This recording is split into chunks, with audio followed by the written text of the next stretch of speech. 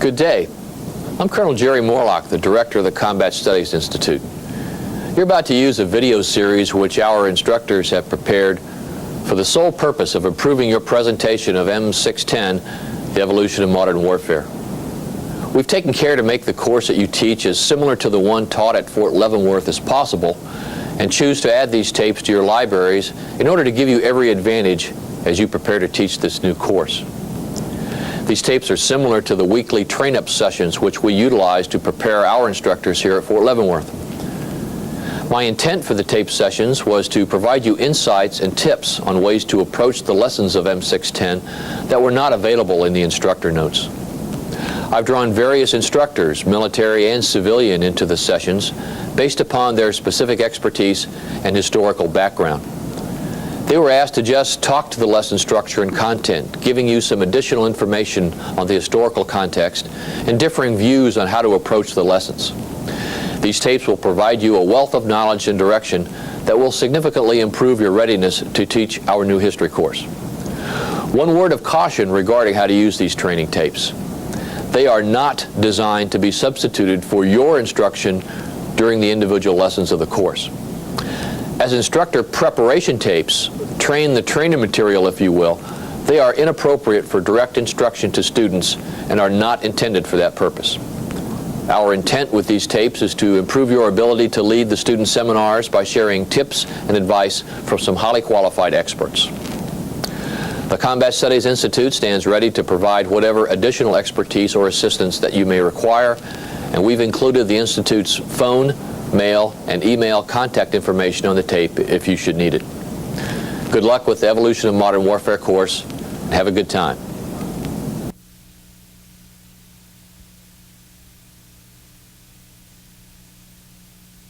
Good morning or good afternoon from Fort Leavenworth, Kansas. This is the Combat Studies Institute. I'm Lieutenant Colonel Sylvia Pierce. To my right is Lieutenant Colonel Dr. James Martin, and to my left is Dr. Larry Yates. Dr. Yates is the author of the introduction to this lesson and to one of the lesson articles. This lesson is Lesson 7, The Men Against Fire and the Colonial Warfare from 1864 to 1914. This particular lesson is a bridge lesson between the American Civil War and World War I. Lots of things happened during this particular time frame, and we're going to look at this in two different venues. One, the Colonial Warfare venue, and the other one leading into the Men Against Fire into World War I. Larry. Okay. Just in context, and I'd start out by putting this lesson in context for the students, although they'll get most, if not all of that in the introductions they read, but points to emphasize would be that, as Sylvia said, the 19th century is a period of change, and it sets the stage following the Napoleonic Wars for modern warfare, which we'll see in World War I, or a new kind of war, a more lethal battlefield. What's happening? First of all, nationalism, which you saw as a result of the French Revolution, becomes much more widespread and much more pronounced during the 19th century. Much of Europe, if not all of Europe and the West, become very nationalistic. You have industrialization. Some would call it the Industrial Revolution, although others would argue something that takes 200 years in the making isn't a revolution, but the term sticks. There's a more rapid industrialization in the 19th century than there had been before that, especially in Western Europe, but throughout Europe, and it will extend to the United States. A point to remember in the context mainly of colonial warfare and then what follows is that by the end of the 19th century, the United States has become the foremost industrialized power in the world. We've overtaken both the British and the Germans, who had a head start on us. Another aspect or another phenomenon to come out of the 19th century would be a number of ideologies trying to cope with this new world. Social Darwinism, that may be more of a philosophy than an ideology, but the idea that Darwin's theory of the origins of the species and survival of the fittest can be transposed from the biological realm to the social realm and the international realm. And in the latter, the strong countries will survive over the weak, they will prevail over the weak, they will dominate the weak. This will be a rationale for imperialism, for example. And imperialism itself will be a product of the 19th century, at least a new form of imperialism, by and large economically motivated, although there are other justifications for it as well, which I discuss in the introduction. But the economics, you want markets, you want markets for your surplus goods you produce at home but you can't sell at home. You need to sell them abroad. If you can't do that, you're going to have a depression. Capital, you can only invest so much at home or reinvest so much to keep the shoe factories growing until they can't produce enough that can be, or they can produce too much to be sold at home. Why invest more money in that factory? Invest it somewhere else. Well, overseas is one place to invest it. So markets for surplus goods, surplus capital, also the need to control sources of raw materials. This will lead to an imperialistic venture in the throughout the 19th century. The big wave comes in the 1880s, 1890s, but you see it throughout the 19th century in the case, for example, of the French. Technology, the Industrial Revolution brings about new technology, and for the first time now in this particular course, we're going to see technology making a difference. Today, when we talk about revolutions in military affairs, we always talk about the technology. This is what triggers the revolution. We've seen radical changes in military affairs up to the 19th century that had nothing to do with technology, that had more to do with philosophy, with leadership. Napoleon being an example. Napoleon didn't have any technology that was radically different from those who went before him, his predecessors, but he had certain, his conception of the battlefield, his leadership ability, his strategy, his formations, etc., many for which he was responsible, some of which he just, like the Corps, he just modified and used for his own ends. But the point is, it had little or very little to do with technology. Now technology is going to play a big part in the shaping of modern warfare.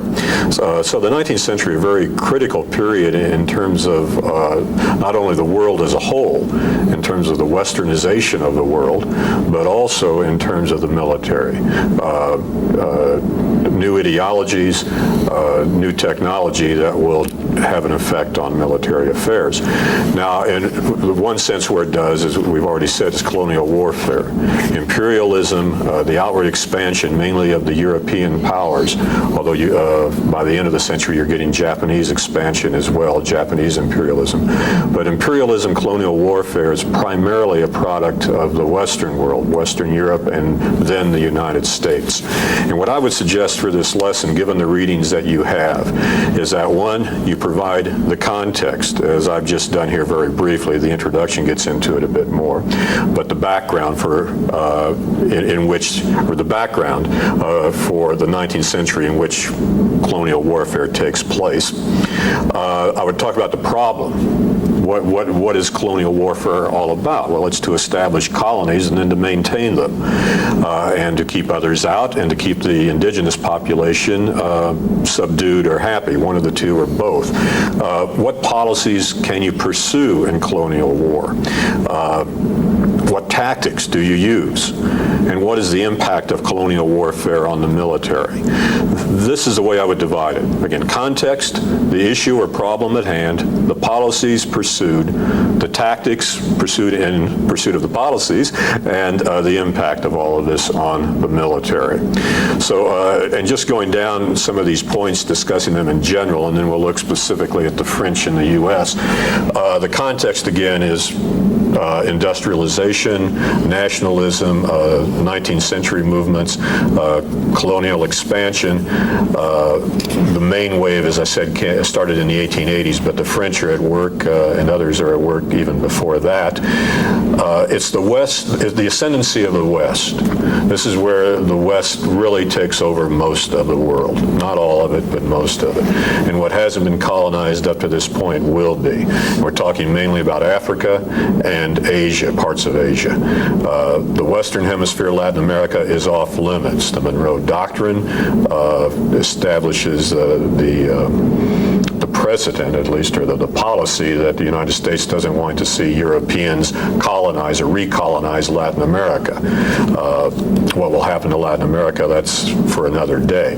But so the colonial expansion, mainly Africa and Asia, but again, most of the world that hasn't been divided up will be.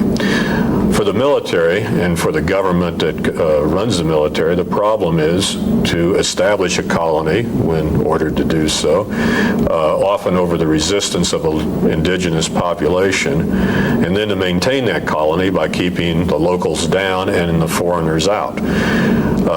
Your basic problem or your basic issue.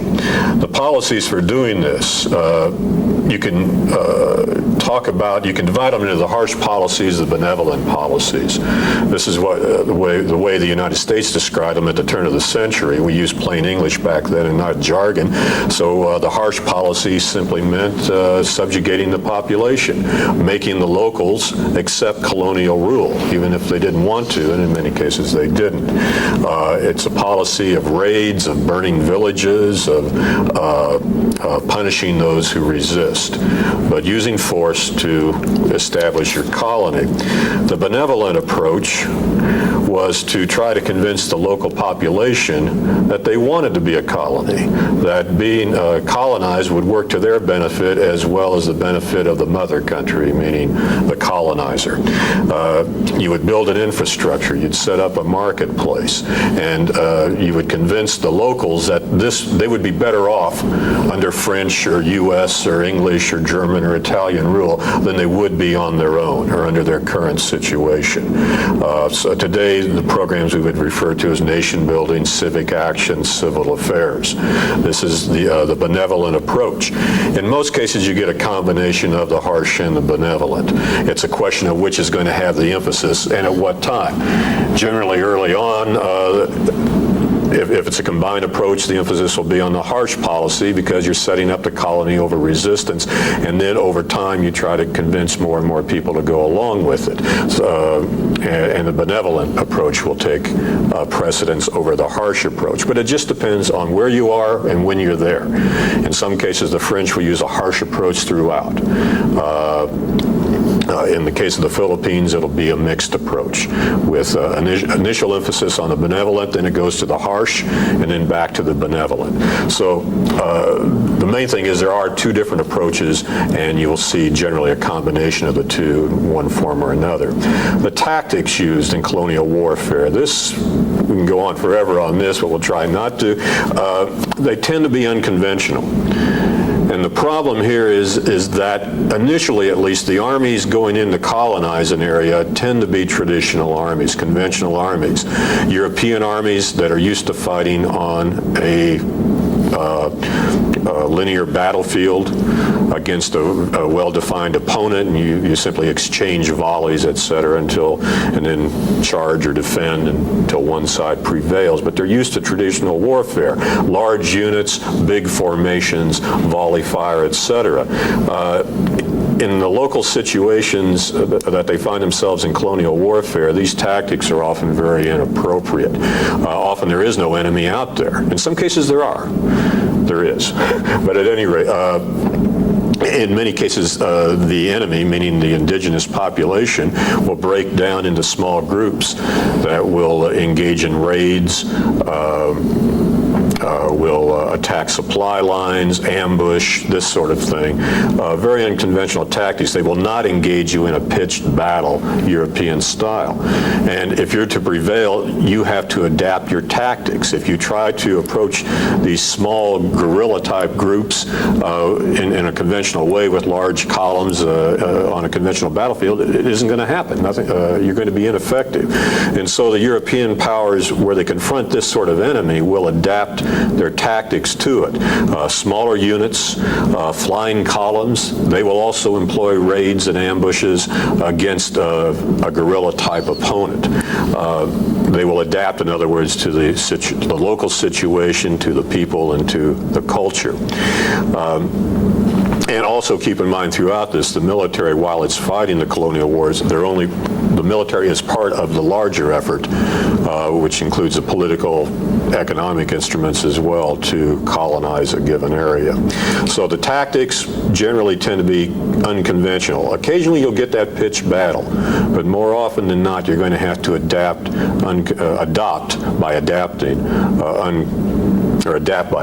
unconventional tactics. The impact of all of this. Well, first of all, what happens to traditional armies who fight colonial wars? They're not prepared to fight them. They do have to adapt. What does this mean? It can be a painful process. Then once they've learned to do that, can they readapt when they have to fight a conventional war? And this is a problem you'll look at when you get to World War I. Many of the European armies are oriented toward a colonial warfare, not to the big war anymore. And this is a problem. How do you take an army that has been a constabulary force, a police force, a colonializing force, and turn it back into a conventional army? You want to parallel the United States going into Vietnam as a conventional army. The army in Vietnam, to some extent, becomes an unconventional army, not entirely. And then you have to, after Vietnam is over, reorient it to Europe. And that took some doing in the areas of doctrine, training, force structure, etc. Secondly, the problem of colonial armies, can they retain the support of the nation they represent, especially in a democracy? The French and the British both, but mainly the French because of the tactics they use, the emphasis on the harsh over the benevolent tactics in the French experience. The French army, the colonial army, lost the support of many politicians in France and much of the French society. Stories of atrocities would come back to France, and they would be played up in the anti-imperial newspapers, and the army would caught a black eye that we would have to live with. The Dreyfus Affair, which is another issue and explained in your instructor notes, also enters into it. But can a colonial army, which fighting an unconventional war, which by its very nature tends to be very nasty, the use of torture, atrocities. You burn down a village, many see just the act of burning it down as an atrocity. If you happen to kill some people in the process, women, children, old men, that doesn't go over well either back at home, and yet that's oftentimes almost inherent in the nature of unconventional warfare. It's not to excuse it, it's simply to say it's likely to happen, and it's not likely to play well at home. So the French army finds itself alienated from its own society. And again, the parallel here is so obvious. The American army during Vietnam. When if you were in the military during the Vietnam years, best not show up on a university campus, certainly not in uniform. There was an anti-militarism. It did not affect the majority of the population, but a vocal minority certainly made it, being in the military, fairly rough. On the French side, while you're talking about it, isn't it true that at that time the French actually had two armies, one that was the Metropolitan Army of Paris, if you will, and then the other one that was the unconventional or colonial army, and the two didn't exactly meet in the middle. Yeah, I gave a misimpression, I think. If you go to colonial warfare, the entire army of the country does not become a colonial colonial army, any more than when we were colonizing the Philippines, the U.S. Army does not become a colonial army as a whole. Parts of it do, or parts of it, or many officers gain their experience in the colonial wars, but that does not mean the Army itself has reoriented to become an exclusively colonial army. So, quite right, the French have a colonial army and they have the Metropolitan Army, and there's a gap between the two in terms of their ability to fight a traditional war, and then there's a gap between the colonial army and French society because of the nature of colonial warfare, especially when it goes into its harsh phase. So, yeah, it's a little more complicated than I was laying it out. It's, again, not a nation's entire army does not become a colonial army. And in fact, once you've set up a colony, oftentimes you'll find friendly groups within that society to become a colonial force. You'll use native troops to maintain order in the colony. And then with World War I, you'll bring them over to fight in Europe. Which is an interesting experience for them. For many, for example, in Africa, they find in World War I, hey, they can kill white people. Their bullets will kill these people. There's nothing magic about these people. They can be killed. And, this lesson will be reapplied again in World War II. One final point here in this overview, and that is there's an assumption made on the ideological side of imperialism, and that is that Western ways, one, are universally applicable and are acceptable, or that people want to look like us. The United States will certainly carry that ideological baggage into the colonial wars, that we're doing these folks a favor, the white man's burden. We're bringing them the benefits of Western civilization, primarily the economic benefits, but also the social and political as well at some point when they're ready for them. So there's a good deal of ethnocentrism here. There's a good deal of cultural arrogance, I suppose. Ours is better, and because of that, we have the right to impose it, and they will be grateful to us either right away or in the long term for doing it. So that's the overview. Then you get into specific experiences, which the article by Porch on the French lays out, and then the material we have on the Indian Wars and the Philippines.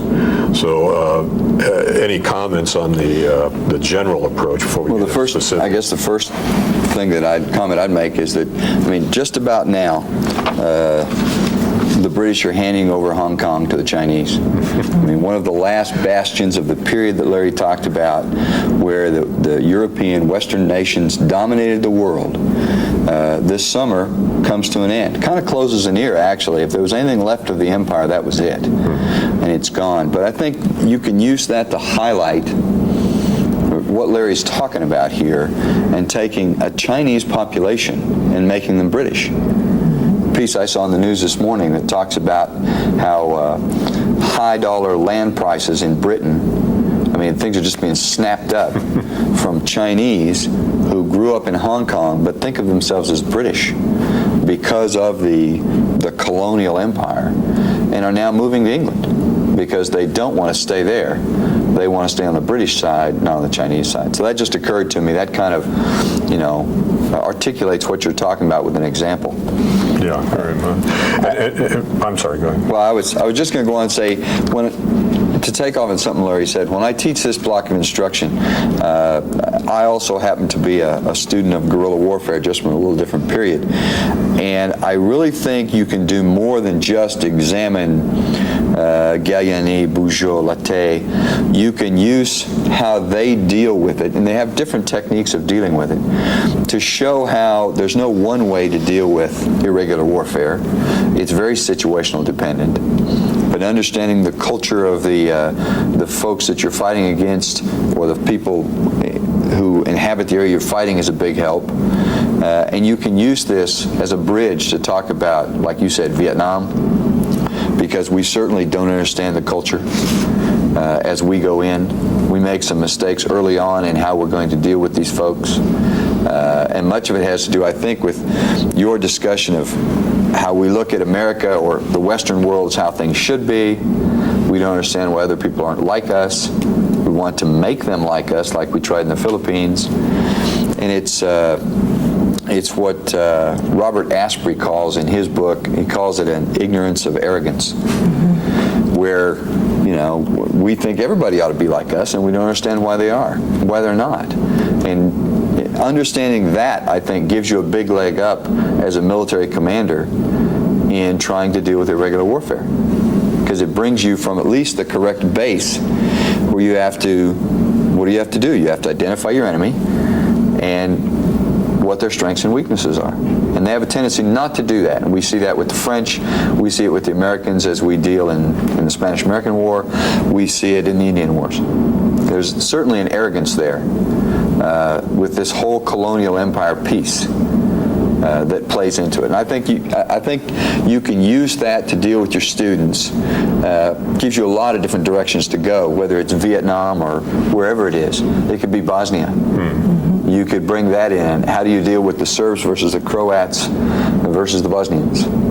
Okay, and I think all of that, while that's not exactly in the period we're talking about, it's the idea we're talking about. So I use this lesson to do a lot of that, to pull things together and look at irregular warfare. Let me make two comments on what you said. One has to do with the context. In the 19th century, to the West, imperialism is taken as something that's completely acceptable. Today it is not.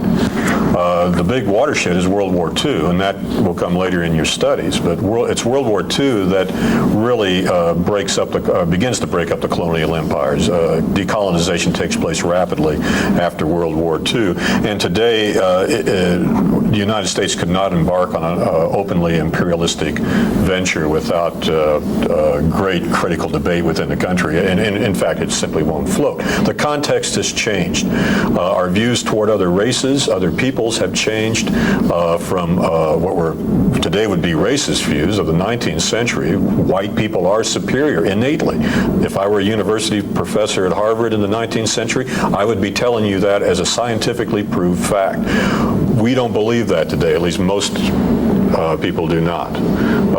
But again, and thus our policies are different. But back then, that was a prevailing belief. Thus, the white man's burden, again, was something you picked up, you accepted. The second thing, dealing with the nature of the military beast, a couple of things. First of all, intelligence.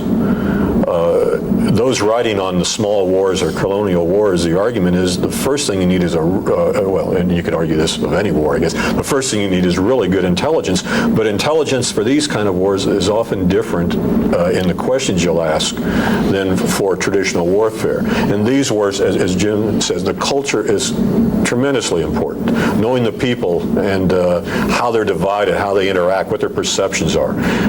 Marine general coming out of Somalia indicated that when he went in there, he took his intellectual baggage, his cultural baggage, individual responsibility, and all of a sudden he's negotiating face-to-face with clan leaders who don't share that view.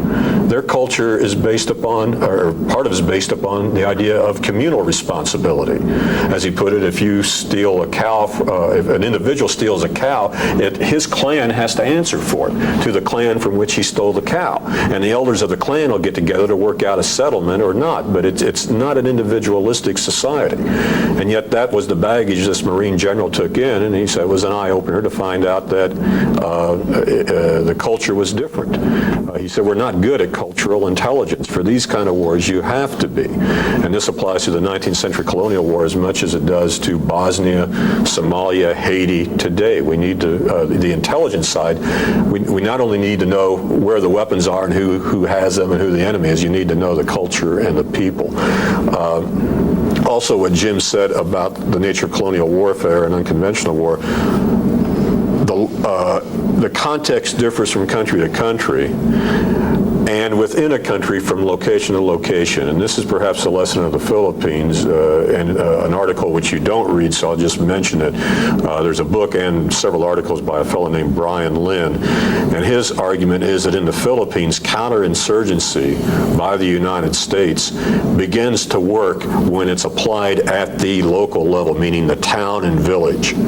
That a captain in charge of a company or a lieutenant in charge of what would have been a platoon back then, he has responsibility for a town or a village, and he will adapt the policies coming out of Manila, the military government in Manila, run by the U.S. He will adapt those policies as he needs to in the local situation, because in his area it may be the conservative Filipinos that oppose you, it may be the liberal Filipinos that oppose you, it may be the conflict may be religiously oriented, or it may not. The upper class may support you in one area and may oppose you in another. You have to look at each area and adapt your policies accordingly.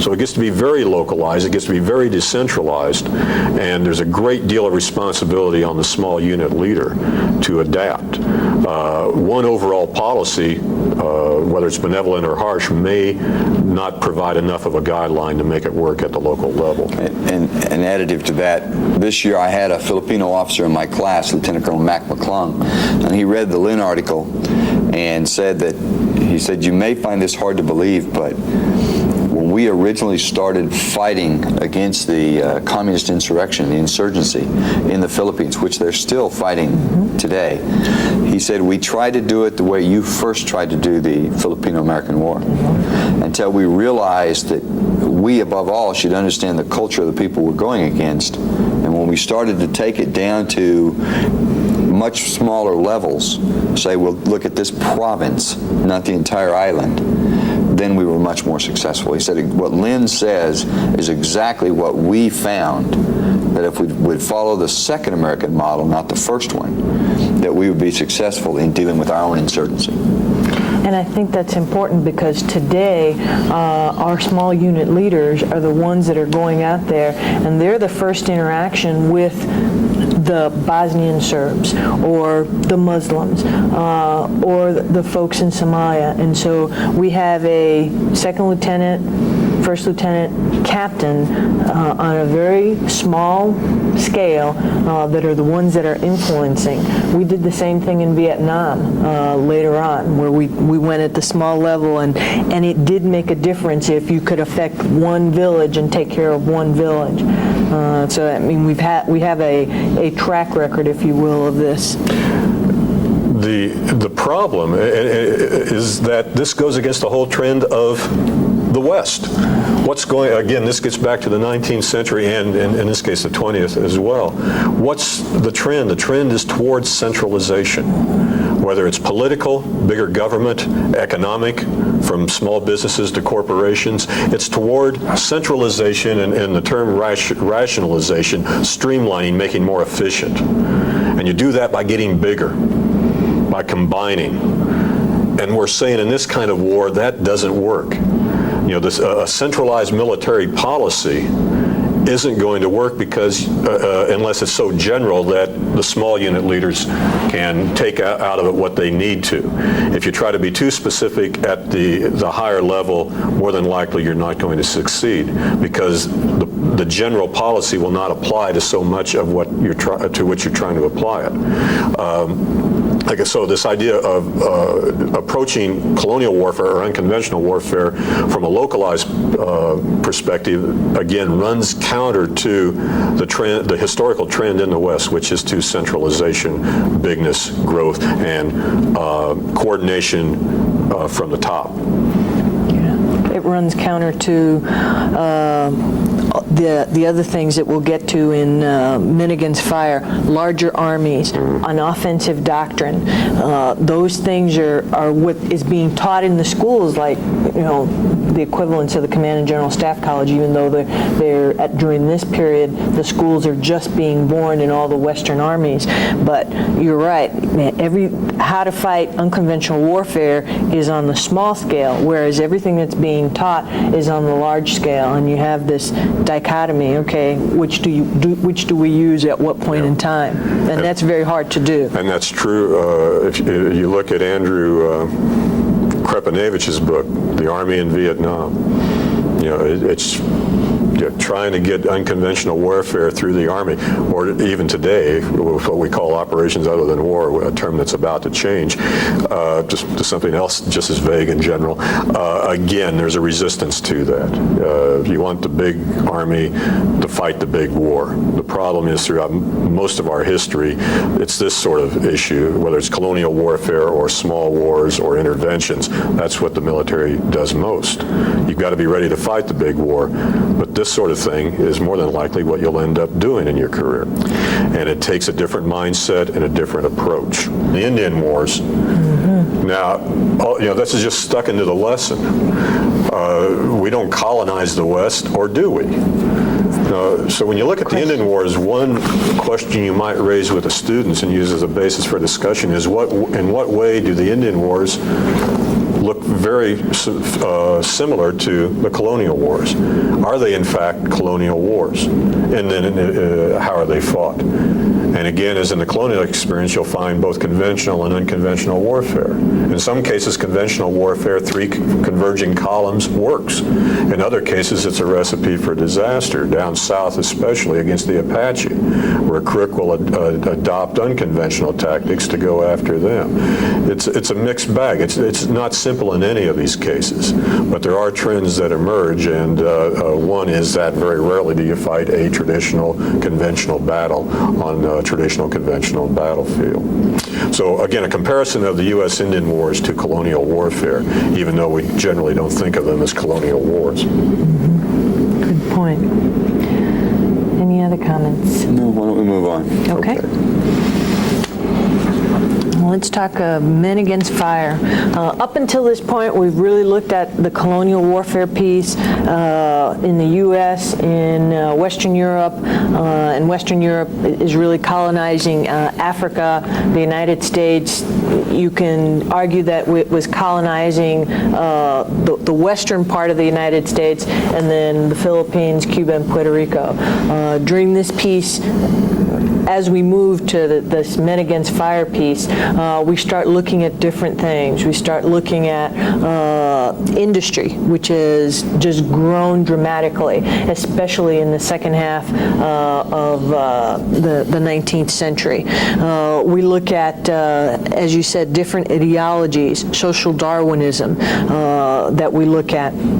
We look at armies that are very, very big, fighting. At least in Europe, they do fight that pitched standing battle that we all want to do. We look at an offensive doctrine, and we look at a lot of the different wars that happened during this period. The Franco-Prussian War, the Austro-Prussian War. You have the Russo-Japanese War. You can look at the Boer War and contrast all those. What comments can you lend, either one of you, for those? Oh, wait there. Okay. The idea of, again, looking at these trends of the 19th century and focusing on one particular industrialization and a product of that, the new military technology. As said earlier, technological change will now begin to have a very pronounced impact on military affairs, more so than it has previously in the 18th and 18th century that we've looked at up to now. And with the technology from railroads, which allow you to have larger armies and to transport them down to the tactics, rifles, which make the battlefield, rifles and artillery, various types of artillery, which make the battlefield much more lethal. And this men against fire implies that's what we're going to be focusing upon, is the battlefield here. And how has that changed? And the critical word, I think, is lethality.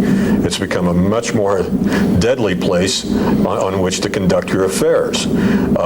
Much more deadlier than the Napoleonic battlefield, where because of the inaccuracy of muskets, you can volley fire, but hitting the target is problematical. With a rifle, you can hit the target. If you take the time to aim, you can hit your target fairly easily.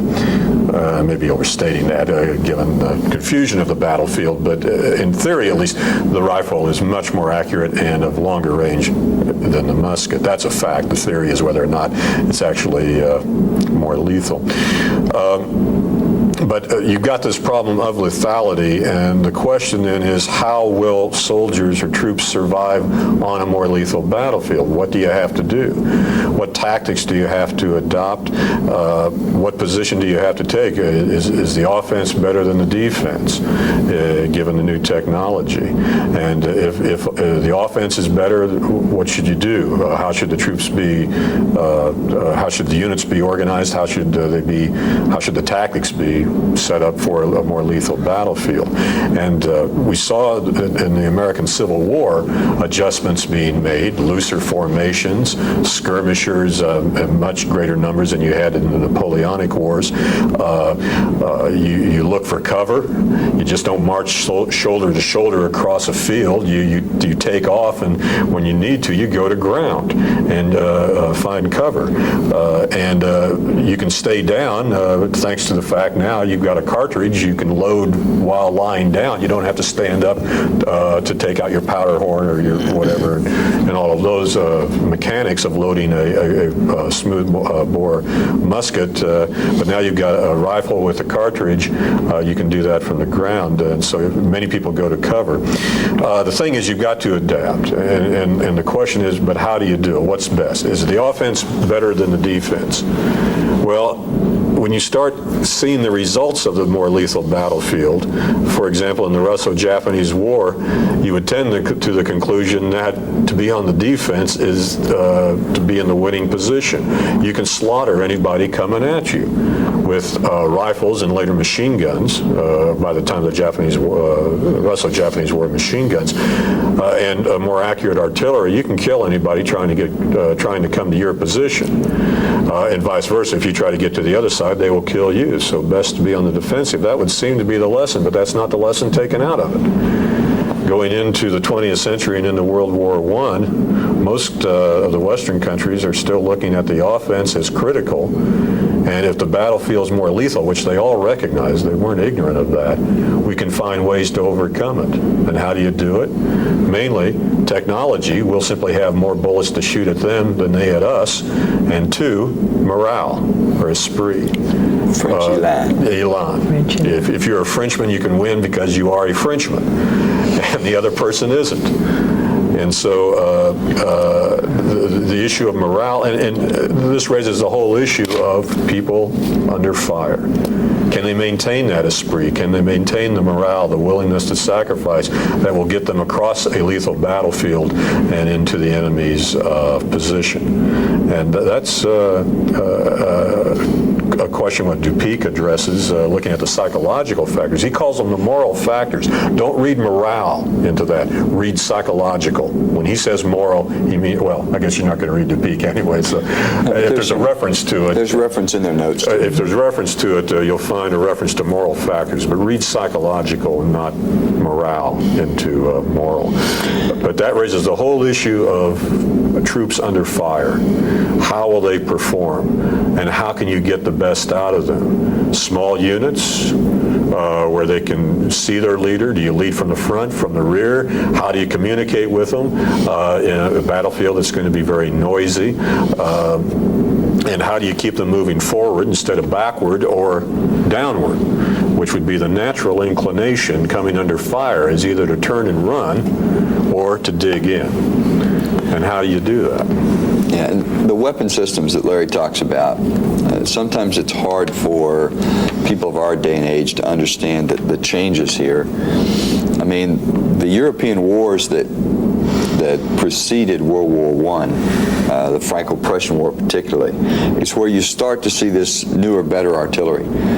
Artillery which has recoil systems so that they don't roll out of place every time they're fired, which allows many more rounds to go down range, and all of them being breech loading instead of being muzzle loading. So when you look from a logistics perspective at the Franco-Prussian War, it's the first time ever that the ability to fire ammunition outruns the ability to provide it. infantry ammunition is not a problem. I mean, the average soldier in the German army, when he cranks out into the Franco-Prussian War, has enough ammunition on him to finish the war. I mean, most of them don't fire more than 80 or 90 rounds, and they're carrying a basic load of 126 in the German army. But it's the artillery ammunition that makes such a gross difference with these huge weapon systems that fire on Paris as the war comes towards an end. And you just, von Moltke's trains cannot get enough ammunition. Well, that's kind of the precursor that should have told them something about war. Because as Larry says, you'll look at the Schlieffen plan the next time out. But I mean, this whole plan had everything swinging right. And there were a grand total of 4 roads and 2 rails behind these 2 army groups up there. And there was no way they could get everything shoved into those little holes, those little bottlenecks they've got. But they just don't come to understand it. The French call it élan, but everybody it's that offensive mindedness, and they can't get away from it. The can do. Oh yeah, they're still riding horse cavalry as the war begins. And you've got, the lances and the sabers and all of this. Well, it'll soon be, that spirit will be taken up by the guys in Fokker triplanes with their scarves flying in the breeze. But the attitude is still the same. It's the offensive-minded. It's not manly to sit back and wait and shoot someone. The way you fight this is by offensive spearheads hitting each other. And it's telling that as you start the first battles of the war, you have the Germans attacking with the Schlieffen plan, and you have the French planning to attack also. I mean, that side which is being attacked, its pre-done plans call for it to attack also. And that's I think, edifying in what Larry talks about. Even though you're being attacked, you're the French, you're being attacked, you're outnumbered, you're outgunned, your answer to this is still, well, I'll attack them, right? And that goes along with the ideas and the attitudes that go into this. Now, one weapon that we haven't talked about much, and that most of you will not even have seen one because they haven't been in our Army for a very long time, and that's a water-cooled machine gun. And when we think about machine guns today, we think about M60s, we think about 50 cals, weapon systems you've got to change barrels on fairly regularly. You've got to understand what a water-cooled machine gun could do. I mean, a 30 caliber water-cooled machine gun could fire 400 rounds a minute cyclic. And as long as you put a belt into it and you kept water in the jacket, and there was a guy in the crew whose mission was to keep water in the jacket, you could fire it that all day long. You could fire it at that rate. So as you start this charge across open ground, and it happened in the Russo-Japanese War, and there's a number of interlocking water-cooled machine guns. Just imagine they can put out 400 rounds a minute off a tripod with a T&E mechanism, so they're exceedingly accurate. I have a tape of one taking out a 4x4 in about a 2-second burst and just ripping it to shreds. And think what that could do to an infantry assault starting across. But that just wasn't picked up. It's like in the Boer War, that was just kind of it was an aberration. Well, there's, raising this idea of the frontal assault becomes almost suicidal, even though, again, nobody's willing to admit it until World War I. And even then, as you'll see when you get to it, every time you attack and get repulsed, the idea is we'll just throw more at them the next time and it'll work. Well, what do you do if you can't attack them frontally and you have to attack? Well, obviously, you hit them on the flank. The problem is they can adjust the rifles and the artillery to the flank and be just as deadly. So the solution to the forward attack, which is to simply go around and envelop them or hit them on the flank, you can't do it any more easily than you can get at them from the front. It can be just as deadly. Another thing Jim said about logistics, there were those like, help me out on the French, Bloch or Bloch, Jean Bloch, who are arguing that war has become too costly. One, in terms of just natural resources, in terms of the logistics involved. It's going to take so much of your natural resources to fight a war. it becomes counterproductive to fight. Secondly, it will disrupt trade. All the mechanisms that make life what it is will be casualties of war. It's become too complex. Bloch is arguing that war has become anachronistic, that it's become so lethal and so financially costly, so costly in resources and in manpower, that a war, if it's not short, will become, well, it will be short because you'll have to end it. You can't afford to continue it financially or in terms of your manpower. And much of what he said about the battlefield came true in World War I. What didn't come true was it wasn't a short war. All sides showed that they were willing to make the sacrifices in manpower and in resources to continue the war, even though there was no end in sight.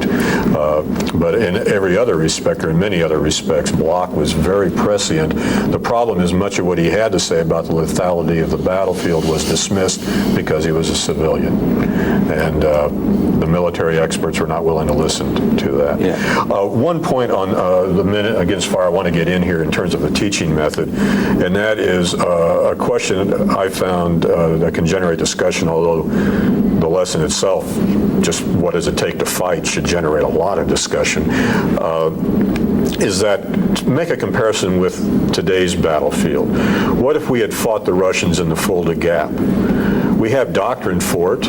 Air-land battle, we had doctrine. Air-land battle, we're going to maneuver, we're going to get into the rear areas, we're going to disrupt their command and control their communications, this sort of thing.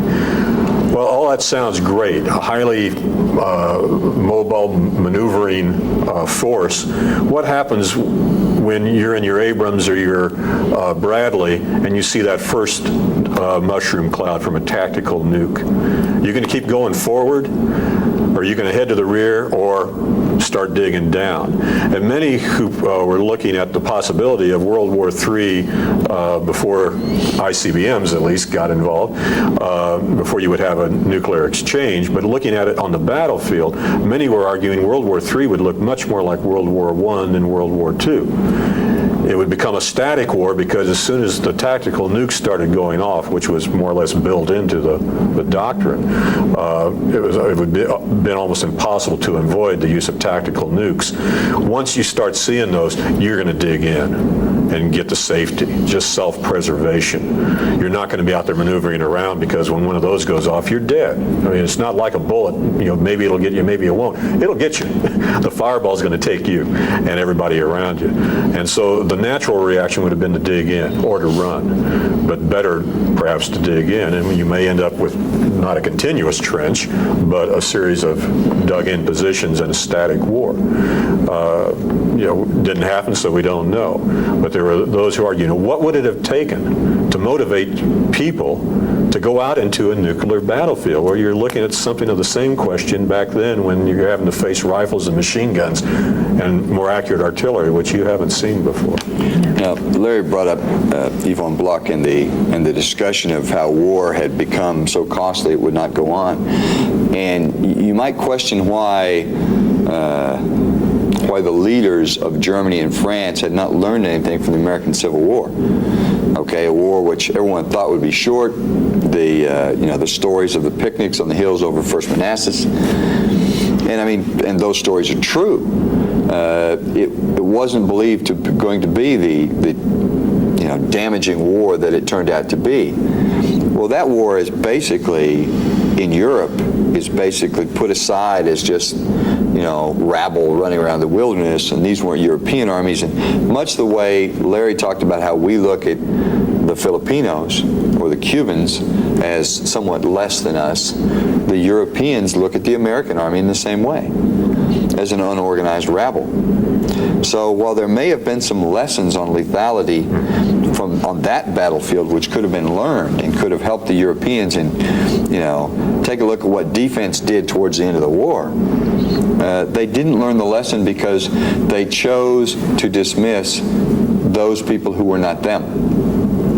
All right, and that's a theme. Underestimating people is a theme throughout military history. Okay, and it shows up here again because they dismiss that war, they don't use it at all. And what they end up doing is a much bigger version of Petersburg by the time they're done because of newer weapons, larger amounts of manpower, but you still get basically what you have around Petersburg in 1865. An incredible trench system that you just, eventually Grant finds his way around. Well, you can't in Europe come the middle of the trench period because it goes from the Baltic all the way down to the Alps. There's nowhere to go around. That's right. By the time you get there. So once this offensive mindedness we talked about proves to run out of steam, short of Paris, then you're destined to have Petersburg on a huge scale because people just don't learn from people that aren't them. It's not the same experience. All right. Concluding remarks. I'll kind of wrap this up and get us on the road and get you all out of here. We've looked at two very significant areas. We looked at colonial warfare, and we've looked against men against fire. The period that we're looking at is a broad period. It's a lot of time from the end of the Civil War to right at the beginning of the World War I. So you've got a lot of maneuver space out there that you can get through. The readings that we have assigned cover everything in a general way. There are more readings, or there's an extra bibliography in the instructor notes, in the instructor packet that you can look. If you don't have the time to do it, assign some of these extra readings like Ivan Block and Depick to students and let them give, a 3 to 5, 7 minute presentation on what they've learned. The things that we're looking at are still subjects that we look at today. Men against fire. We have a very lethal battlefield today. How do we get our soldiers to get out there and fight? Colonial warfare. We're still fighting that. Yes, Hong Kong is one of the last bastions of colonialism to be given up, at least for the British. How about for the United States? The United States still owns Puerto Rico. It's not a foreign country. It is part of the United States, and yet it is not part of the United States. How do you look at issues like that? Larry made a good point. Economically, do we have colonies that are economically beholden to the U.S.? Again, these are all things that we've done before 100 years ago, a little more than 100 years ago, but they're still applicable today. We don't need to keep reinventing the wheel. And with that, I think I'll close it. Thank you very much. Enjoy the rest of the tapes.